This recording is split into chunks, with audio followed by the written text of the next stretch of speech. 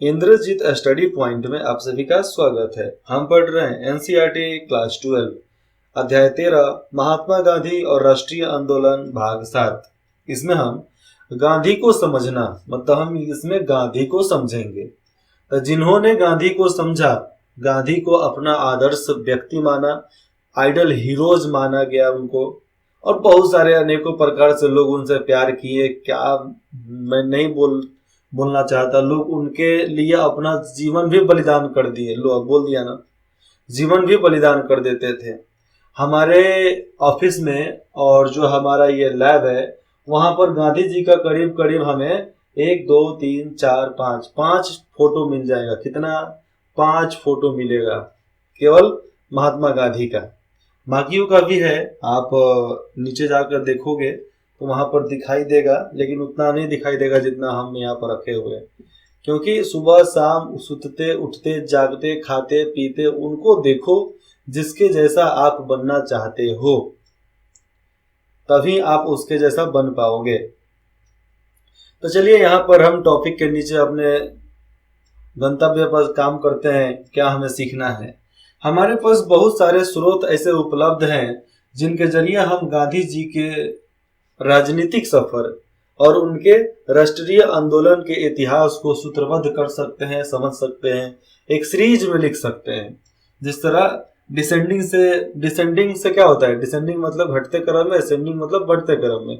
तो हम उसको शुरुआत से ऊपर के क्रम में देखेंगे। जब 1914-15 में जब महात्मा गांधी जब भारत में आए, भारत में घूमना चालू कर दिए, उसके बाद से ही पूरा कहानी यहाँ पर बताया गया है। तो 6.1 देखिए कितना खास है इसमें। सार्वजनिक स्वर और निजी लेखन, यहाँ पर समझना। सार्वजनिक स्वर मतलब जो जनता की आवाज होती है उसको, और निजी लेखन में क्या होता है? खुद के लिए लिखना, चाहे डायरी लिखना, चाहे लिख कर किसी को कुछ संदेश देना। तो इस दिशा में हम देखेंगे तो महात्मा गांधी और उनके सहयोगियों और प्रतिद्वंदियों, सहयोगियों जो उनका साथ देते थे, प्रतिद्वंदियों मतलब जो होड़ लगाए थे कि हम आगे, दोनों तरह के समकालीनों के लेखन और भाषण एक महत्वपूर्ण स्रोत हैं। और सब किसी का जीवनी, उसका जीवन के बारे में लिखना, उनके जीवन के बारे में जानना, उनके भाषण के बारे में समझना, ये सब हमें यहाँ पर देखना पड़ेगा। इन लेखनों में हमें इस बात का ख्याल करना चाहिए कि किस चीज को जनता के लिए लिखा गया था, कौन सा चीज है जिसको जनता के लिए लिखा गया था, और किस चीज को अन्य उद्देश्य के लिए लिखा गया था। हमें यह भी समझना होगा कि कौन जनता के लिए था और कौन किसी और काम के लिए था। उदाहरण के लिए हम देखेंगे तो भाषाओं से हमें किसी व्यक्ति के सार्वजनिक विचारों को सुनने का मौका मिलता है। हम किसी के भाषा के अनुसार ही हम उस व्यक्ति के सार्वजनिक विचार को समझ सकते हैं, उसके मौलिक अधिकार को समझ सकते हैं, क्या बोलना चाहता है उसको समझ सकते हैं। जबकि हम यहाँ पर बात करेंगे उसके व्यक्तिगत पत्र हमें उसके निजी विचारों के झलक देते हैं, और जो उनका व्यक्तिगत पत्र होता था जो वो खुद लिख कर देते थे, उससे मालूम चलता था कि उनके निजी विचार क्या है। निजी विचार के झलक पूरे देशवासियों को समझ में आते थे पढ़ने के बाद। इन जो भी लोग जो भी पत्र लिखते थे, तो इन पत्रों में हम लिखने वाले को अपना गुस्सा, अपना पीड़ा, संतोष, असंतोष, बेचैनी, अपनी आशाएं, अपनी हताशाएं व्यक्तित्व करते हुए देख सकते हैं, और इसमें से बहुत सारी बातों को वह अपने सार्वजनिक वक्तव्यों में व्यक्त नहीं कर सकते हैं। यहाँ पर समझना कि अगर एक राइटर लिखता है, एक लेखक कुछ लिखता है, तो अपने गुस्से को भी लिखता है, अपनी पीड़ा भी बताता है, उनको क्या दिक्कत है वो भी बताता है, क्या बेचैनी है उनके शरीर में, क्या खलबली मच रही है वो भी लिख देता है, अपनी आशाओं को बताता है, किस बात के लिए दुखी है, क्या हताश है वो भी लिखता है, अपने हर प्रकार के मनो में सोचने वाले, मन में उत्पन्न होने वाले हर प्रकार के व्यवहार को लिख देता है।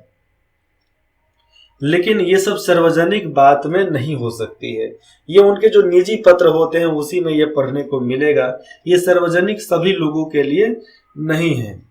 लेकिन हम यहाँ पर बात कर लेंगे तो, लेकिन हमें यह भी याद रखना चाहिए कि कई बार निजी सार्वजनिक, यहाँ पर समझना कि कई बार निजी सार्वजनिक का यह फर्क टूट जाता है। समझना यहाँ पर कभी कभी होता है कि कुछ बातें लीक हो जाती है, जिसके वजह से निजी और सार्वजनिक के बीच का जो अंतर होता है ये खत्म हो जाता है। और खत्म हो जाता है तो लोगों को लगता है कि अरे बाप रे बड़ा घटिया आदमी है रे बाबा, लेकिन घटिया आदमी नहीं है, घटिया सोच के अनुसार उसको आपके सामने रखा गया है। तो घटिया लोग नहीं होते हैं, घटिया हम होते हैं कि जिस तरह हम सोचेंगे हमको वही इंसान वैसा ही दिखेगा। हम किसी को अच्छा सोचेंगे तो एक ना एक दिन अच्छा बनेगा आपके लिए। हम अगर घटिया सोचते हैं तो एक ना एक दिन वो घटिया बनेगा, ये गारंटी है। हम रोज किसी को गाली देते हैं, एक दिन आएगा कि वो खुद गाली भी देगा, मड़बो करेगा, लतीबो करेगा। हम किसी शराबी जुआरी पियक्कर को भी हम कभी प्यार देते हैं, खाना खिलाते हैं, नाश्ता कराते हैं, चाय पिलाते हैं, तो एक दिन वो सब चीज छोड़कर आपके पास आएगा। ये बात सही है, क्योंकि लॉ ऑफ अट्रैक्शन चाहता है। ऐसे न्यूटन की बात बता दूं, चाहे हमारे धरती के सरफेस की बात बताऊं कि धरती गोल है, जो बोओगे वही काटोगे। मतलब जिस चीज की फसल करोगे फल उसी का पाओगे, दूसरा नहीं मिलेगा। तो बहुत सारे पत्रों के बारे में मैंने आपको बताया, लेकिन यहाँ पर और है कि बहुत सारे पत्र व्यक्तित्व को लिखे जाते हैं। किसको लिखे जाते हैं? व्यक्तित्व को, मतलब अपने पर्सनालिटी को लिखे जाते हैं। चाहे किसी की भी पर्सनालिटी को लिखे जाते हैं, अपना निजी कुछ भी हो, इसलिए वह व्यक्तित्व पत्र होता है, मतलब अपने निजी पत्र होते हैं वह। लेकिन कुछ हद तक वे जनता के लिए भी होते हैं, और उसमें भी कुछ हद तक जनता के लिए बात लिखा जाता है।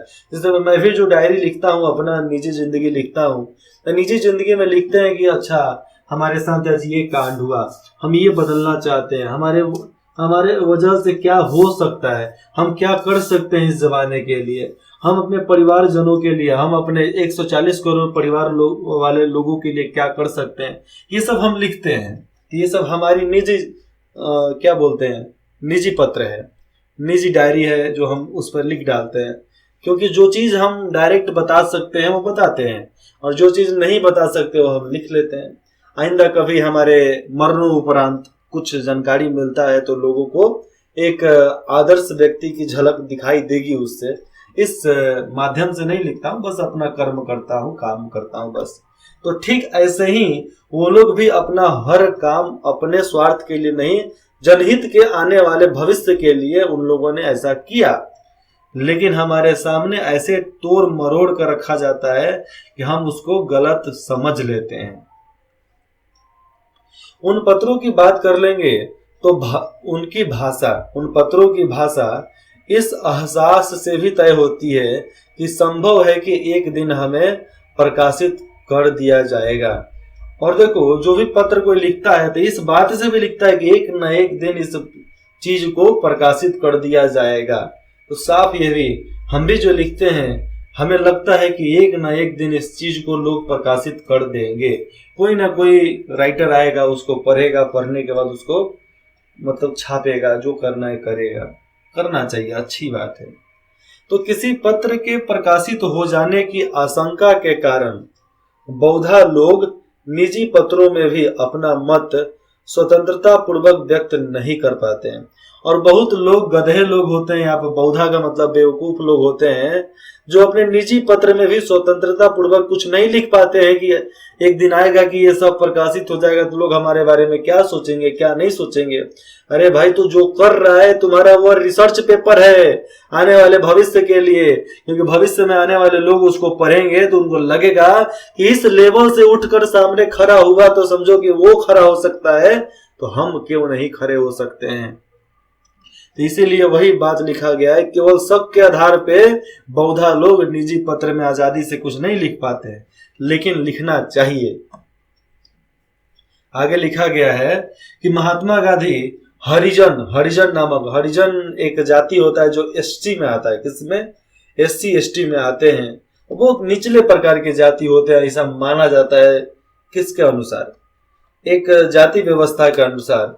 हरिजन एक शब्द जो है, अभी देखो किस तरह अच्छा लगता है, लेकिन इसी को हम आम भाषा में, जैसे में हम यूपी बिहार में बोल देंगे तो डोम बोला जाता है, डोम चमार। ये सब हरिजन में आ जाते हैं।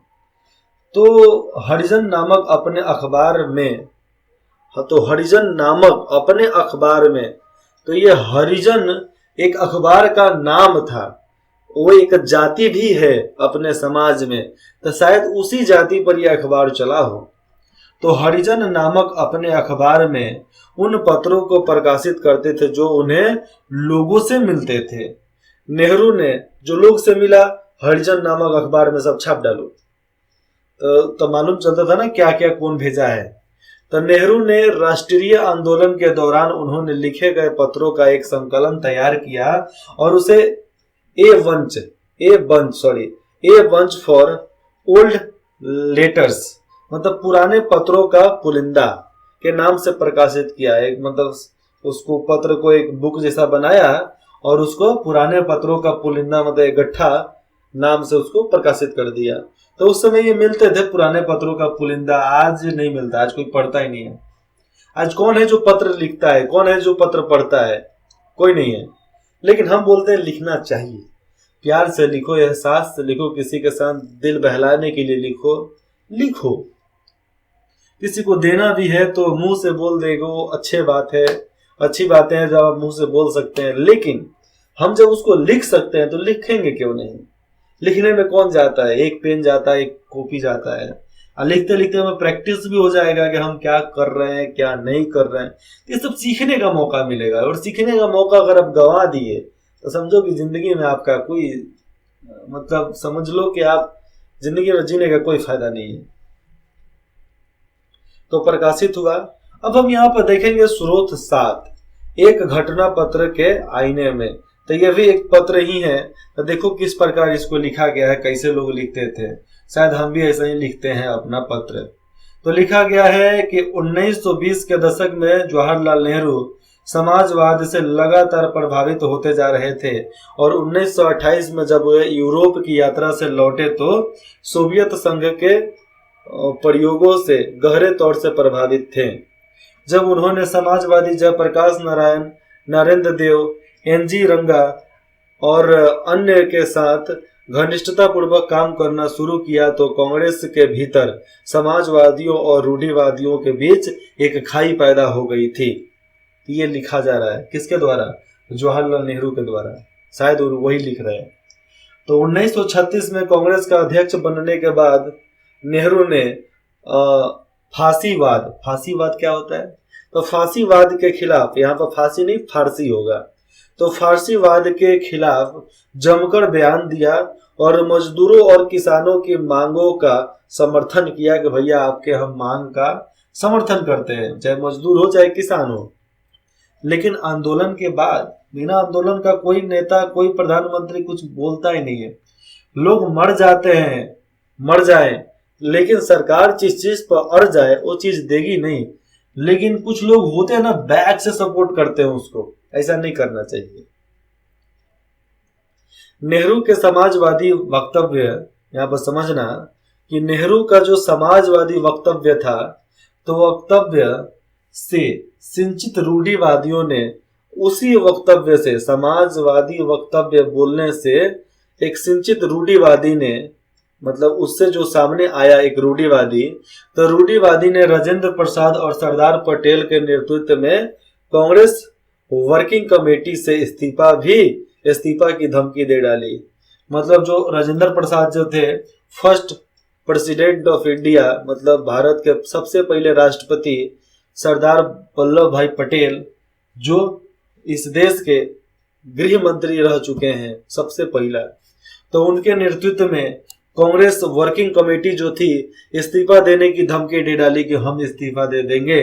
दूसरी ओर की बात यहाँ पर की जाएगी तो बंबई के कुछ प्रसिद्ध उद्योगपतियों ने नेहरू की आलोचना करते हुए बयान जारी किया कि इसके बाद प्रसाद और नेहरू, यहाँ पर समझना कि इसके बाद प्रसाद और नेहरू दोनों महात्मा गांधी के पास गए। मतलब प्रसाद जो मराठी लोग लगाया करते हैं, हर मराठी के नाम में प्रसाद लगता है। और यहाँ पर नेहरू ले लो, नेहरू जी, पंडित जवाहरलाल नेहरू, तो दोनों महात्मा गांधी के पास गए और वार्ता स्थित वहां पर बात की है। तो वार्ता स्थित उनके आश्रम में उनसे मिले। मतलब वहां पर गए, गए के बाद वर्धा हुआ, वहां पर मिलान हुआ, वर्धा स्थिति हुई, उसके बाद से आश्रम के अंदर गए, वहीं पर मिले। गांधी जी ने एक बार फिर मध्यस्थ की भूमिका अदा करते हुए, बिचौनिया का भूमिका अदा करते हुए, बिचौलिया बोल लो, बिचौनिया बोल लो, ये बीच में जो डीलर होते हैं उनको बोल सकते हो, अगुआ बोल सकते हो, तो उसकी भूमिका यहाँ पर किए। तो अदा करते हुए नेहरू ने रेडिकल तेवरों पर अंकुश लगाने तथा प्रसाद एवं अन्य नेताओं को नेहरू के नेतृत्व की अहमियत पर ध्यान देने के लिए प्रेरित किया, क्योंकि गांधी जी जानते थे कि नेहरू जवान है तो ये देश को लंबा लेके जा सकता है, इसलिए नेहरू की बात आप सब मानो, क्योंकि जितना ये पढ़ा लिखा है, जितना ये बाहर में जाकर फॉरेन ट्रेड्स किया है, जितना फॉरेन में जाकर बात वगैरह किया है, ये बाकी लोग नहीं समझ पाते थे। लेकिन नेहरू ऐसे आदमी थे जो हर कोई से जुड़ा हुआ आदमी, मतलब समझो कि जो वाइस राय हुआ करते थे उनसे भी जुड़ा हुआ, उनके मेहरारू से भी जुड़ा हुआ, मतलब उनके पत्नी से भी ज्यादा लगाव रखता था। मतलब राजा तो राजा, उनके रानी को भी नहीं छोड़ता था, रानी को भी पूरा एकदम अपने अंडर में, एकदम क्या बोलते हैं आज के भाषा में बोले तो पटा कर रखते थे कि हाँ जरूरत पड़ने पर कभी ना कभी तो काम आएंगे ही। तो किस तरह होता है, पति मना कर देता है तो घर की औरतें बोलती हैं, ए जी सुनते हैं आप उनका कमवा कर दीजिए ना, चलिए आपको मिठाई खिला देंगे हम, समझ रहे हो ना, मिठाई खिला देंगे। हाँ, तो ऐसा ही लोग देखते हैं कि अच्छा पत्नी भी बोल रही है तो चलो कर ही देते हैं। तो इस प्रकार की बातें सामने आती थी धीरे धीरे धीरे धीरे, और लोग उनका सपोर्ट करते चले गए। लेकिन गांधी जी का फैसला कोई गलत नहीं था। मैं बोलूंगा कि गांधी जी कोई गलत नहीं चुने थे नेता को, क्योंकि सरदार वल्लभ भाई पटेल जी के जीवन काल 1950 में खत्म हो गया, और फिर से इलेक्शन करवा कर फिर से हम करवाएंगे, देश के पास उतना बजट था नहीं।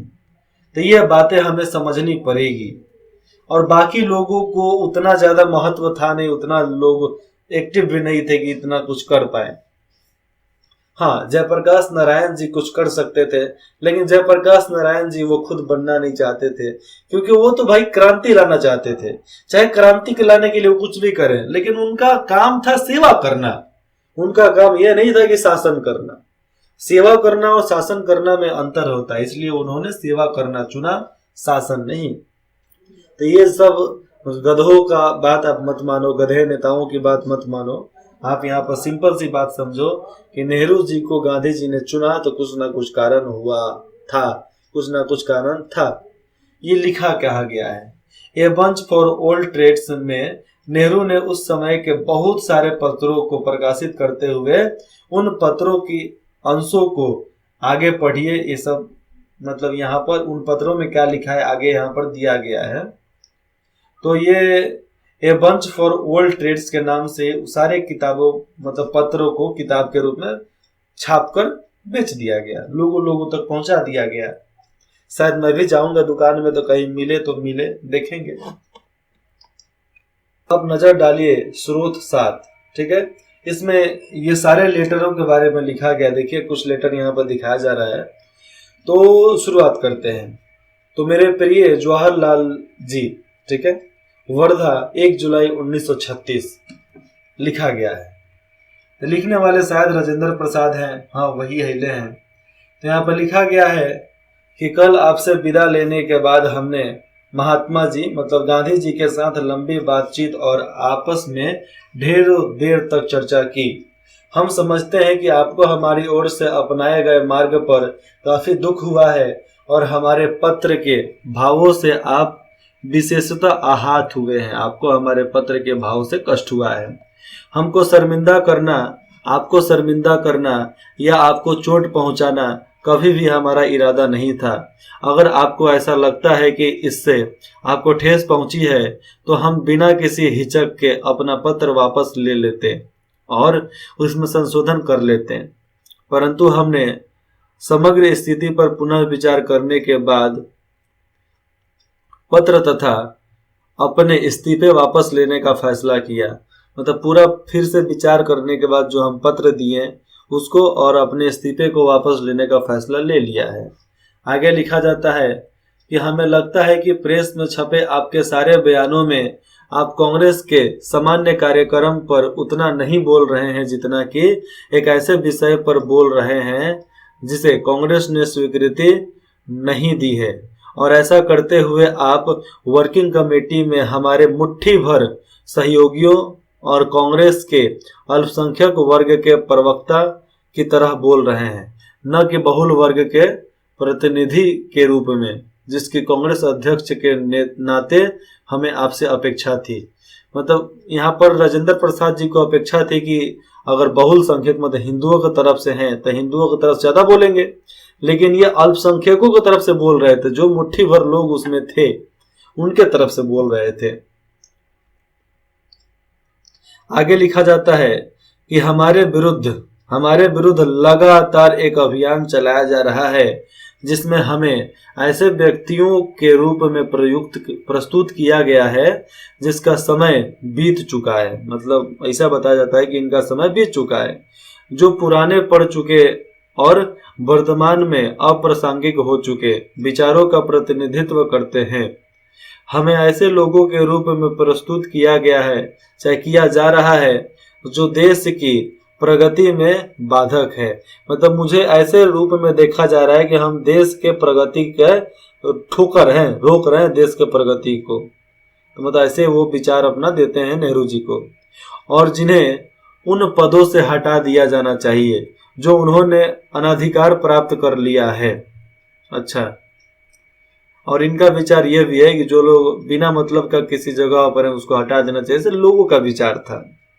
हमने महसूस किया है कि अन्य लोगों ने हमारे साथ भारी अन्याय किया है और कर रहे हैं, तथा हमें आपसे वह संरक्षण नहीं मिल रहा है जो एक सहकर्मी मतलब एक साथ काम करने वाले और हमारा अध्यक्ष होने के नाते हमें आपसे मिलना चाहिए। हम कांग्रेस पार्टी का अध्यक्ष हैं, फिर भी हमें उतना मतलब सुरक्षा संरक्षण नहीं मिल रहा है जितना हमें मिलना चाहिए। अपने सारे मन की भरासों को, मन के हर बात को वहां पर उन्होंने पंडित जवाहरलाल नेहरू जी को बता दिया। आगे लिखते हैं राजेंद्र प्रसाद, आपका राजेंद्र प्रसाद।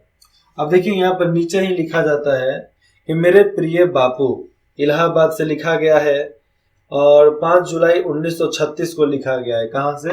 इलाहाबाद, 5 जुलाई 1936। यहाँ पर लिखा गया है कि मैं कल रात